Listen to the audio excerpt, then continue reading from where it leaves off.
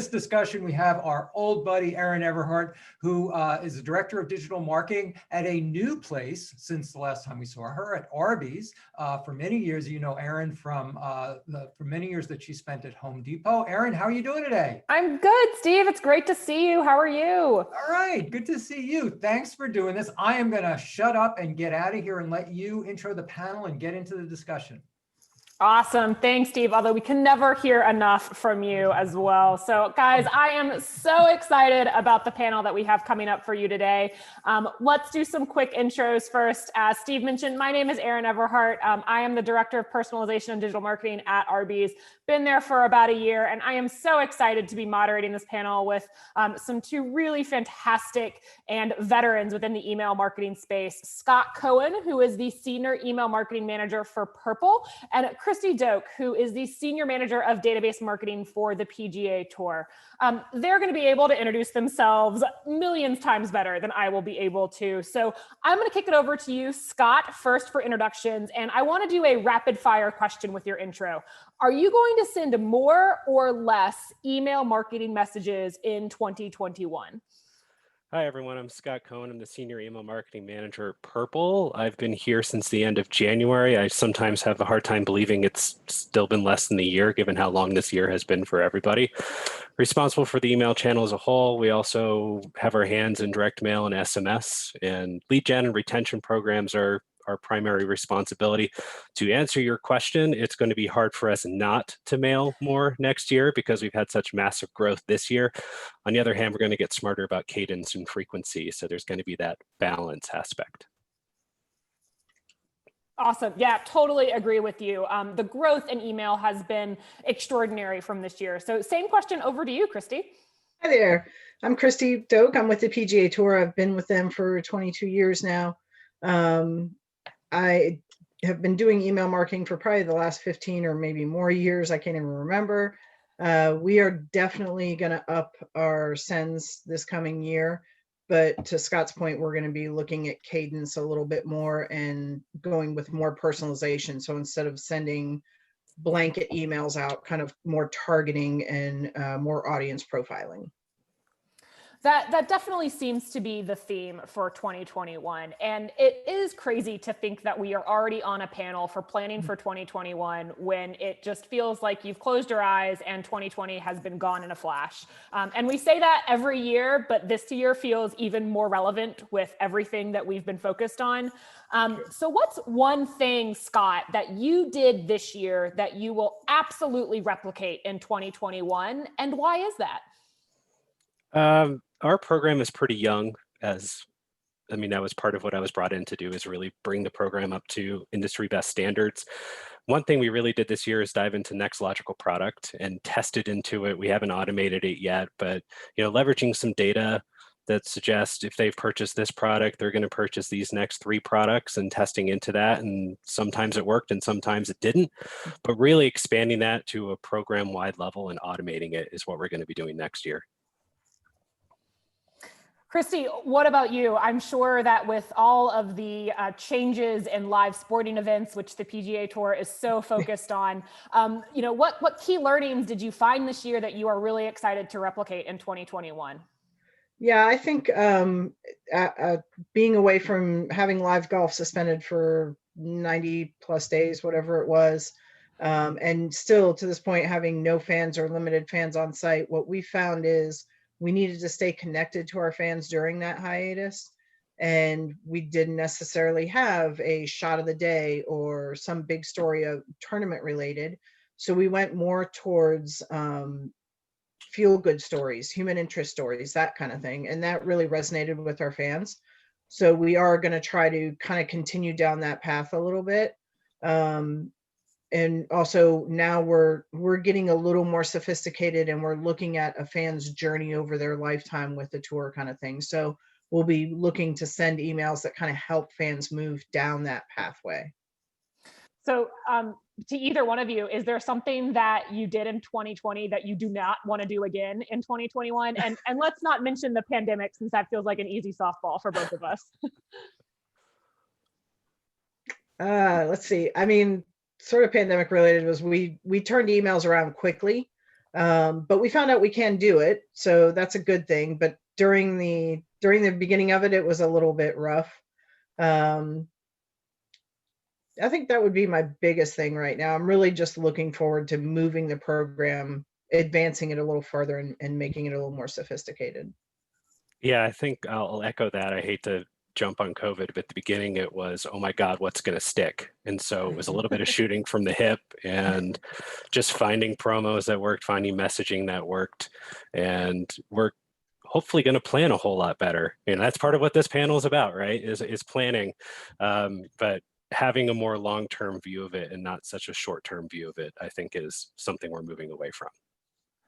I think that's such a great point. And it does feel a little weird saying, you know, if there's anything I'm grateful that this pandemic has taught us, it's how to be agile and adaptable, right? If we're trying to find the silver lining around all of this, I think everyone can say, gosh, we have pivoted faster than we ever really thought possible. So Scott, how specifically is that going to impact your 2021 planning with all of this agility and adaptability that you learned in 2020? Yeah, I'd like to say there's two words that we're leaning on, which is planned contingency.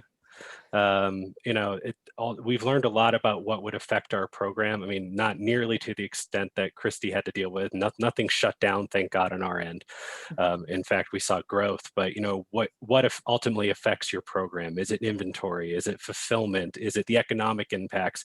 State lockdowns for Christy. You know, we're opening our own retail stores across the country, and in some cases they've been delayed or they opened and then got shut down, like in California and stuff like that. So the question that we come back to is, what does something like this, how does it change your life cycle? How does it change your messaging cycle?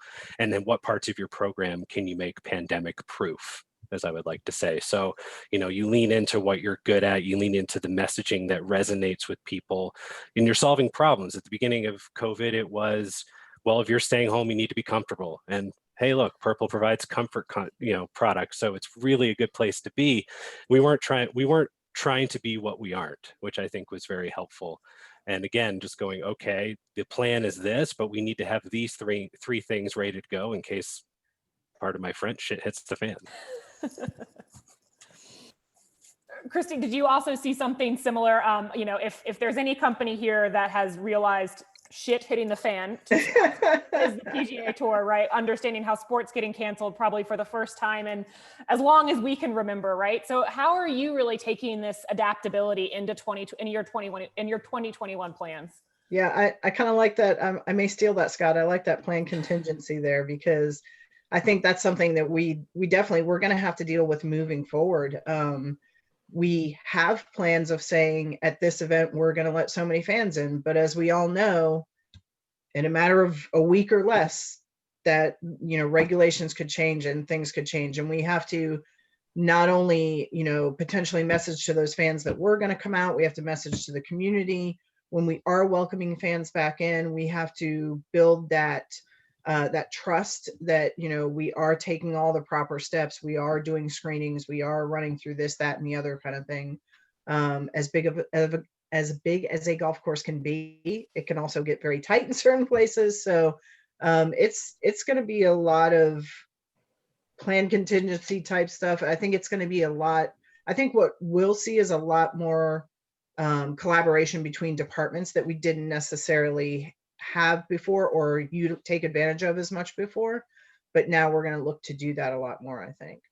So is that extending into like paid media channels and that kind of cross department, or is this even outside of the marketing realm that you're really going to lean into? Right. I think it's a little of both, honestly. But I'm working more with like our content teams on, especially with like the human interest stories and what we want to put in an email that, you know, is messaging not only that tournament and how to engage with that tournament, but how to engage with the tour overall, how to reach our casual fans, how to reach our core fans, that kind of thing. So it's going to be a lot of different areas, I think, that are going to be touched. Yeah, and on our side, we like to say we're growing a lot of new muscles as an organization, because there's a lot of before, and it's still true, I think, everywhere, but there's always a bit of a silo between marketing and product and content and other things like that. We're trying to break down those walls and create processes that make sure that we come forward with a unified idea of how we're going to message our customers and what we're going to talk about. So we're growing a lot of new muscles this year, and I think that's going to continue into next year. Scott, from the way that you were describing it, it sounds like you have a whole army of folks who are being able to help you build this. But my guess is that you guys are both probably operating a little bit leaner than what you're giving off to be. So how are you doing all of this prioritization and planning with what I am guessing are less than ideal resources, or not as many resources as you would like to have? We do a lot of MVP planning, minimum viable product, like what is the minimum we need to get out and then what would we like to get out? And oftentimes it's somewhere in the middle, in the best case scenario, because to your point, one, when you pivot so much, all the work that you were doing gets lost. Mm-hmm. And then two, when you're growing new muscles and people are working together in new ways, it's process building. So yes, I talk a big game, but we're not that big. So hopefully, we're growing like crazy. My team's going to hopefully grow here in the next year and grow quite a bit, and that'll be good. But in the meantime, just like everywhere else, we're growing like crazy, and the people are coming slowly behind that growth. Christy, yeah, I think we're, we talked earlier, and my team will not grow as much as Scott's, unfortunately, but I am hoping that we'll see some more growth kind of thing. Obviously, with everything that's gone on, we have faced some serious budget constraints, and we've had to trim stuff down. But we're also, as I said, moving to a more sophisticated system. So I think it'll help us be a little more efficient. And it is just, like I said, going to be more collaborative, and that everyone kind of has to chip in a little bit, and we're leaving. I'm trying to plan in advance as much as I can, but I'm always leaving content that's TBD, because again, at the last minute, you don't know what you might need to stick in an email kind of thing. So there's always little spaces that can either be filled or taken out or changed kind of thing. And we've gotten a lot better at that. Again, being on hiatus for a while and trying to get emails out every week to before we maybe only sent out once or twice a month has taught us that you can get it done. It just takes a little more planning, a little more forethought, and you have to decide, you have to prioritize what's important and who needs to review everything, who gets to say yes or no type thing, because we couldn't always, if it's 6 people that have to approve an email and we're all working from home, we can't always be in communication 24/7 kind of thing. So just learning how to prioritize that kind of stuff has been a big help, and something we'll definitely carry forward. Yeah, it's funny how you've realized how many cooks really need to be in the kitchen in order to get something done. And while so many people would love to be the sous chef to your email marketing campaign, sometimes we just don't have time for that, which I think is what everyone experienced this year. Both of you guys mentioned 2 interesting points that I want to ask a quick question for. So Christy, you talked about how you want to lean into that kind of customer engagement content in 2021. Scott, you're really looking into opening retail stores for Purple and understanding how to amp that up, right? Are you guys seeing email as a primary brand awareness channel or primary lower funnel conversion driving channel? And then why was your answer for each of those? Ooh, Scott, what do you think? Nice. So I think, thanks for that. I'd say email right now is more lower funnel, more conversion channel. We are very sales driven, of course, every company is to a certain extent. But it's also a high consideration purchase. A mattress, especially our high-end mattresses, it's a very high consideration purchase, So getting into how you message kind of both sides of the funnel is a challenge for next year. Improving our welcome series, getting that whole sign-up process better defined for customers who just want to learn more. I mean, obviously when people come to the website and sign up for email, some of them are just looking for the offer to get them to the next step. And some of them are really like, I just heard about you and I want to learn more. So it's how do you cover both sides of that funnel? So that's going to be kind of a yes, and like we're going to continue the lower funnel activity on email. Of course, we don't want to lose that efficacy, but also driving that knowledge share, that product feature and benefit content is going to be a big thing for us in the coming year as well. Yeah, and I would say for us, it's going to be a little of both, because it's going to depend on when we start looking at more analysis of the fans, where they are, kind of thing. So if we have casual fans, it's definitely going to be more brand awareness, player awareness, tournament awareness, content, that kind of thing. More of that connection to a more human connection, as opposed to trying to push them to subscribe to our PGA Tour Live product or something along those lines. But it's like I said, it's going to depend on where you are there, because if you are already a major fan, and I know you live in Ponte Vedra and we have the Players Championship coming up, I'm going to try and push you for tickets on that event, or get you aware of different things that are going on in the community that surround the event that might interest you, kind of thing. Yeah, and audience guys, as you prepare your questions, feel free to raise your hand. We'll get them in queue for our panelists. We have a couple more here before we wrap up. Christy, you talked about audience segmentation and personalization, which I want to pivot to for the next things. This idea of one-to-one personalization, it's the ultimate pipe dream, right? Correct. Everyone talks about it.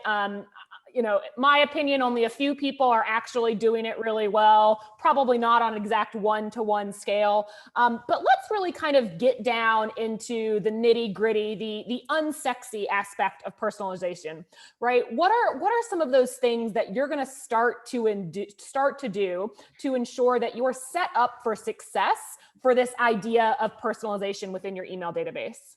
Right. So we have a strong analytics team that's now looking in, and as I mentioned, the fan journey, we're trying to really dial in that fan journey to see where folks are, what our next steps are going to be, and personalized content in email, not only in email, but also eventually on the site, but personalized content to where if I know that you're a Jon Rahm fan and I have a story about Jon Rahm that's in an email, but I've put it towards the bottom of the email. If you're a Jon Rahm fan, let's move that up to the top. That's what you're interested in. That's what I want to serve you, kind of thing. So we're looking at kind of that level of personalization, and we have been behind, honestly. We haven't really been able to dive into this. We haven't had the resources to dive into this like we want to, but we've built that team now. So now it's actually putting it into action. And it's like I said, I feel like I've been driving a car for a while with no gas, and someone put gas in it for me. So thank God. And, check with me in 3 months. I may have lost all my hair and be crazy by then, but it's a good, it's baby steps, but they're good steps to take, kind of thing. And to your point, yeah, there's very few people. That one-to-one is very, very tough. But if I could get down to 1 to 10, maybe, like you got to start somewhere, kind of thing. So. Well, to Sal's point earlier, it's really hard. Mm-hmm. I mean, there are two things you need to have good personalization. You need to have proper data, and you need to have creative. And if you have neither, you can't personalize.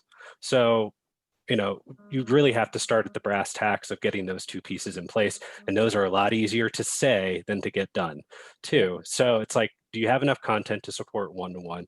To Christy's point, what does one-to-one actually mean? Like, hey, you read that Jon Rahm article for 3 minutes and 32 seconds. Do you like more stuff about Jon Rahm? That's a little creepy. But if you are just doing different placement to sort of drive that, those people are going to likely click through, then that makes a lot of sense.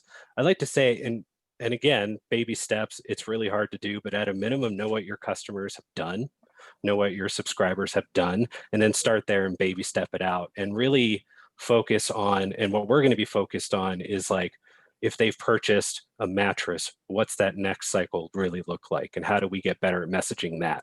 Or, really looking at it from a future lifetime value, not necessarily what they've purchased, but what you think they're going to purchase later or what they're going to consume later, depending on what your KPIs are. And then, can you scale it? What does scale look like for 1 year, 3 years, 5 years? Don't think you have to be Amazon tomorrow, because they can screw up too. And it's probably just not going to happen. And is Amazon the person that you want to be, right? Exactly. True. So we And I do think, have I a, mean, I could add on too that I think the other thing we can look to do is, we also want to grow our database. So knowing, to Scott's point, knowing what your customers have done or what they're doing, where they're at, you can also take that and kind of model for lookalikes to try and get other people in the door kind of thing. And Scott, I'm sure you think of it the same way. Yep. You need customers, you need to keep growing that database, you need to keep growing that funnel. So there's a lot of analytics that are going to come into play. And then actually putting those items into action is the next big step kind of thing. Christy, so as we move to Q&A from our audience, we actually have one from you, from Walter. He says, do you have a centralized fan data hub for all of your fan data at the PGA Tour? We do. We actually have a data warehouse, and then we also have a data lake, which contains anonymized data so that we can do our analytics off of it. Great, awesome. Steve, I'm going to hand it over to you. Any other questions? Yes, we do. In fact, our own Ray Schultz, who covers the email beat for us. Ray, I just activated you. Go ahead and ask your question.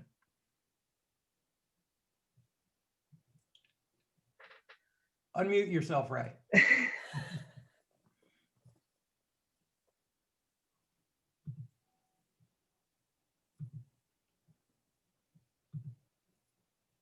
Okay. Let me ask. Let's see if Ray can unmute. But meanwhile, I have a question about cadence and personalization. Since both of you mentioned it, do you see them working hand in hand? Does personalization allow you to up cadence or lower cadence?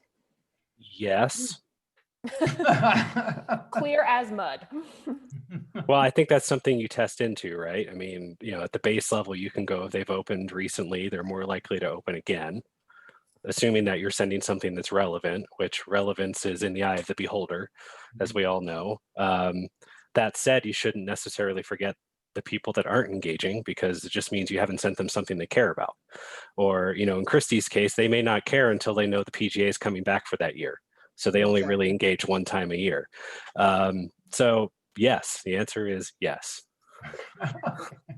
True. I would wholeheartedly agree. And that's another fine, another piece of the puzzle that we try to put together is not only staying engaged with our active fans and trying to move unengaged fans into that active bucket.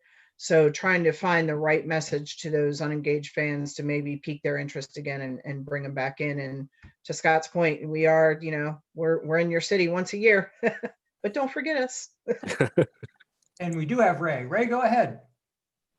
Yeah, I just want to know, how is the COVID-19 phenomenon affected your content, and how you actually express yourselves, and going forward, what are you planning to do? I mean, like I said, we get these surveys just about every day about, are you empathetic? Are you expressing empathy in your emails? And I'm not really sure I even know what that means, but what I'd like to ask you is just, how has it affected how you are communicating, in your subject lines, in your body copy, with your audience?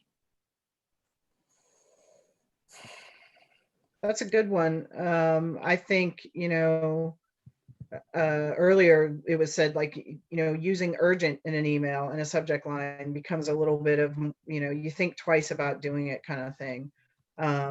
Figuring out, with everyone working from home, figuring out what the right time is to send an email, when to send an email. Weekends used to kind of be a no-no for us. Now it's like, send it on Saturday and see what happens. As we all know, a lot of what we do is test and learn kind of thing. So to your point, I don't know how you necessarily show empathy in email, but more importantly to me is just try to be respectful of the recipient type thing, and think about your message and how it could be hitting them. There's obviously a lot of very big issues in the world right now, much bigger than golf. So think about how you're reaching out to them and what you're providing to them. Yeah, I mean, we all got the deluge of emails in March and April about what companies were doing for COVID, the ones you forgot you signed up for 15 years ago, and, we stayed away from that. We leaned into what we're good at. A good example of what we did at the beginning is when I mean, I've been working from home since the middle of March, and before I walked out the door, we had a seat cushion promo for March Madness. We go home, March Madness is closed, or March Madness is canceled, and we went and we're not going to do a promo anymore. So what we did was we switched it to, you're now working from home. You're probably sitting on something terrible, like a kitchen counter chair, stool or something. Get some seat cushions. Here's why they're great. There was no promo. It was just talking about the seat cushions and how they could be applied in your home office. And it did really, really well. And it proved to other channels, hey, we should probably start marketing these because people need seat cushions because they're at home.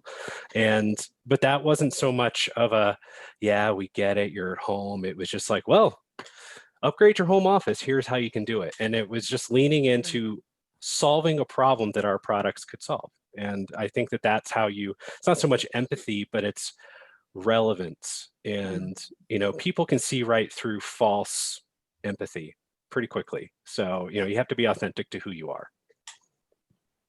Erin, Christy, Scott, fantastic. Thank you so much for sharing this morning.